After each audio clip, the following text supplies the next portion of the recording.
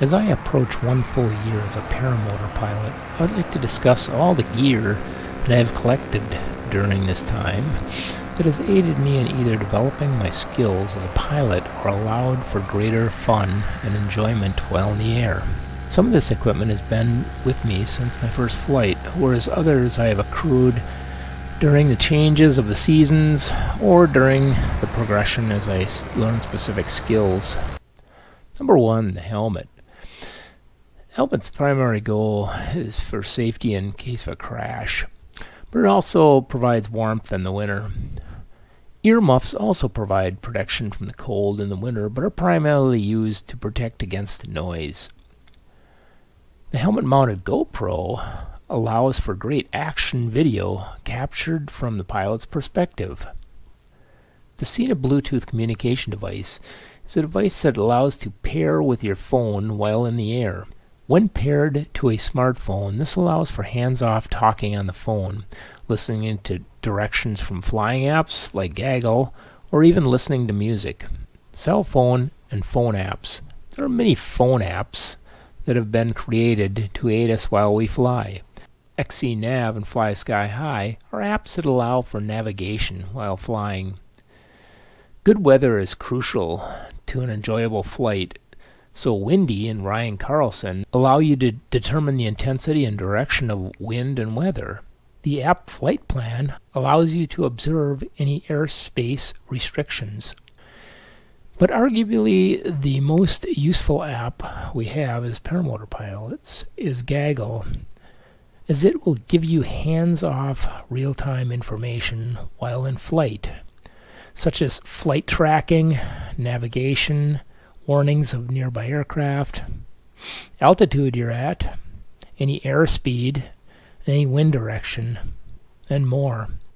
I use a phone leash when I'm flying. I'm absolutely petrified of dropping my phone at 1,000 feet, so I always leash it to my body in some manner. I used to have it around my neck, but now I actually leash it onto my belt loop. I don't trust myself holding onto my phone. I use a phone pocket to safely hold my phone up next to my body as I launch my aircraft. Once in the air, I remove my phone from my phone pocket and attach it to my leg mount. It allows for easy viewing of the phone display. In the spring and fall, I use a thin jacket to add extra warmth. During the cold winter months, I go for the warmer ski jacket to warm my torso. Snow pants allows for a great windbreak and keeps your legs warm. Heated gloves are a must in the northern climates in which I live. Regular gloves just will not cut it. They need to be electrically heated. I'm no fan of boots, but a good set of rubber boots that'll cut through the wind allows you to have warm toes as you're flying. One nice gadget to have aboard is a mirror. I have mine attached to a retractable leash, and it's good for checking to see when my head-mounted GoPro is on. It's also good for checking fuel level.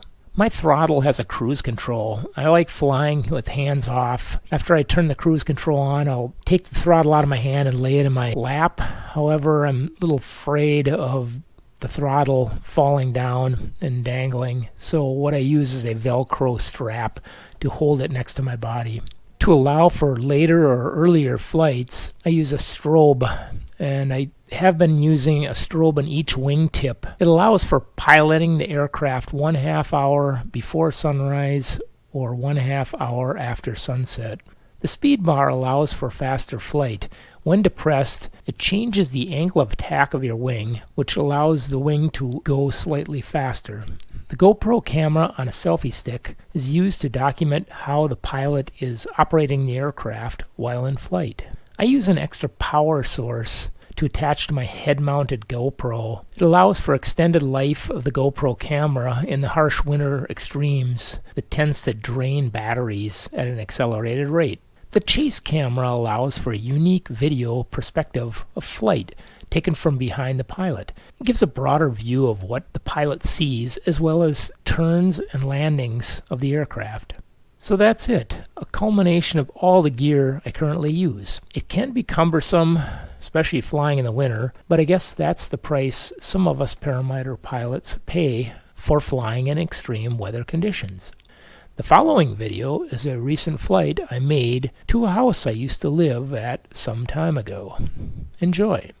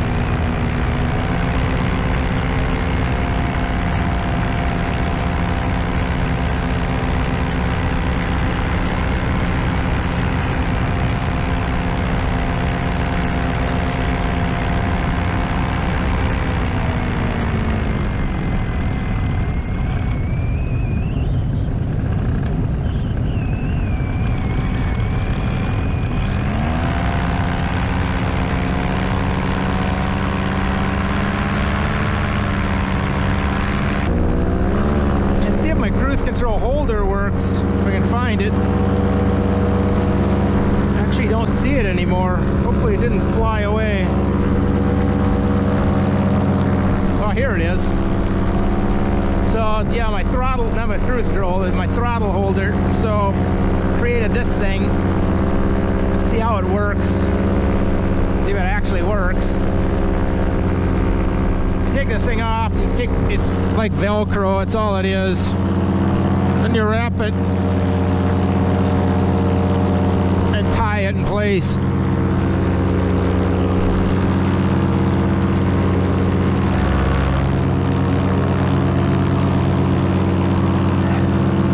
Oh, what lake this is. That can't be the lake I'm looking for. Doesn't look like it.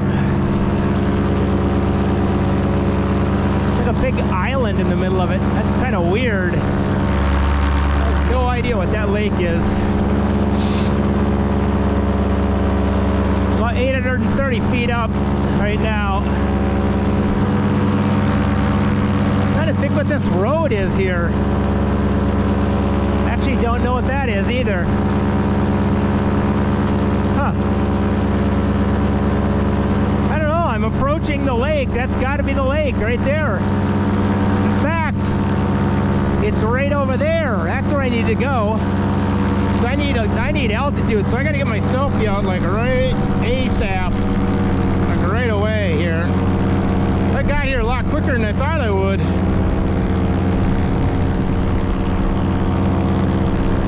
Doesn't seem like I've been flying that long. All right, Mr. Selfie, do me good.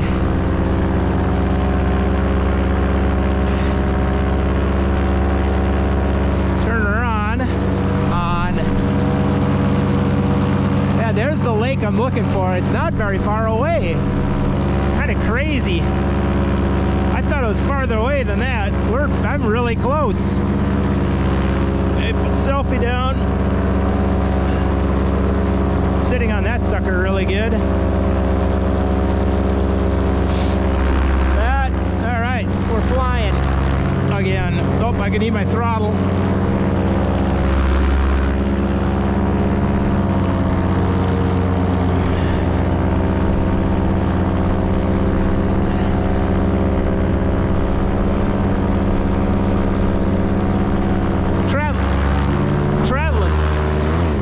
Traveling 34 miles an hour. That's probably why. I'm going pretty quick. So this is the lake right here. We got here a lot quicker than I thought we would, but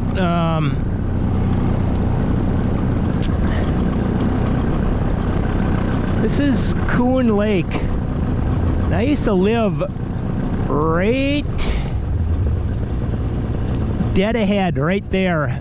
So on the other side, the lake is like two bubbles. They're connected by a little channel.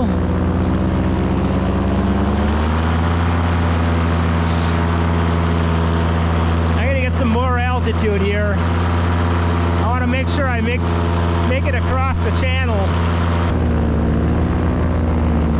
So I see looks like a canoe down there. It's the only boat in the lake. A couple people canoeing. Sitting at about 700 feet. I should get up a little bit higher. Like I said, there's not many outs right here. This is all marsh right below me. There's a field right there that I could land in, but that's about it.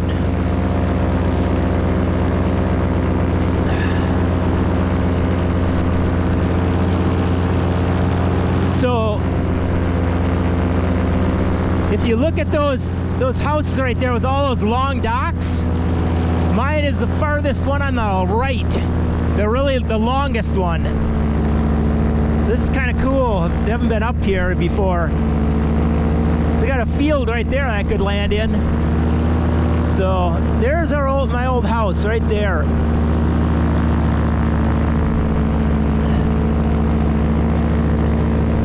That dock is 650 feet long. It took me all summer to build.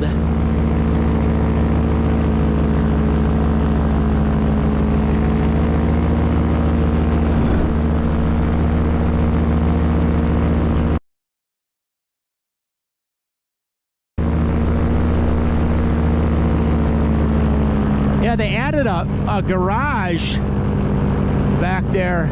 It's kind of weird. Definitely different now. Definitely different.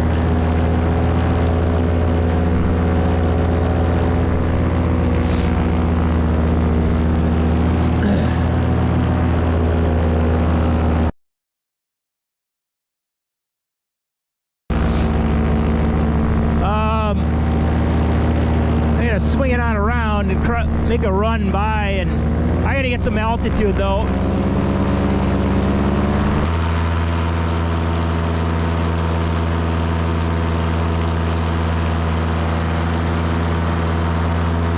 About 550.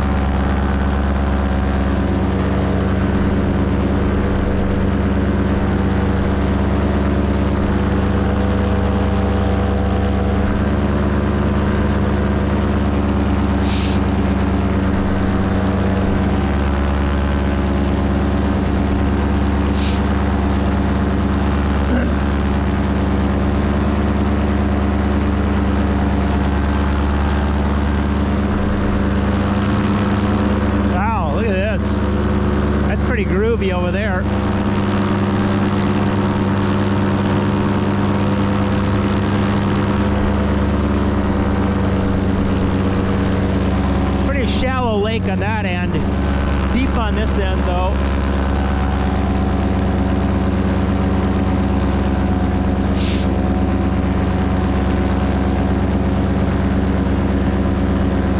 About 860 feet up.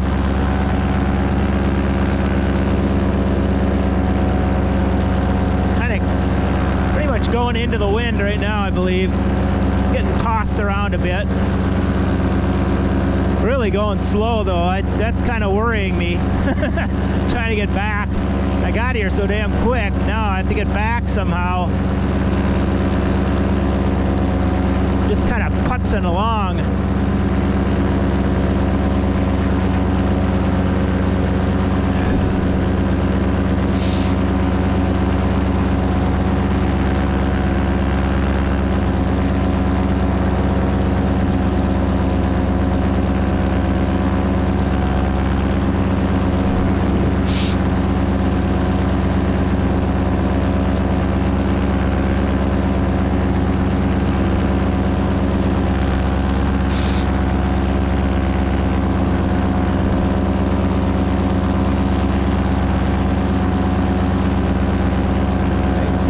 Land over there.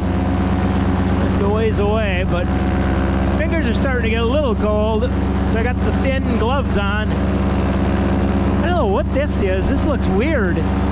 Like little channels in here of water. I don't know, not sure what that's used for.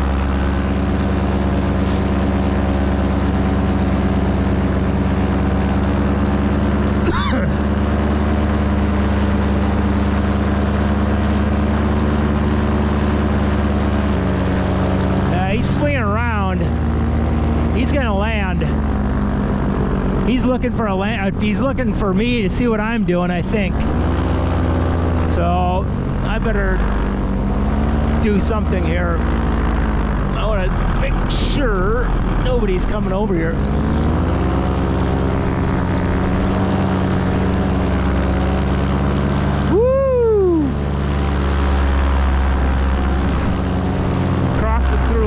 There's nobody coming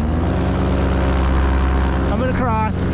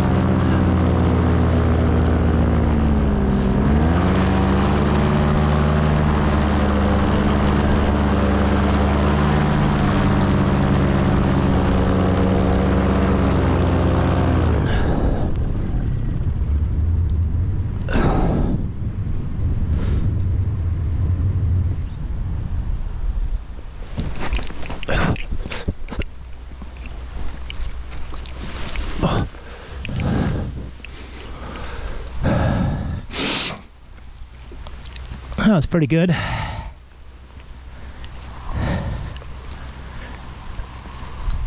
Good landing. I went a little off balance. I'm all wrapped up here, unfortunately.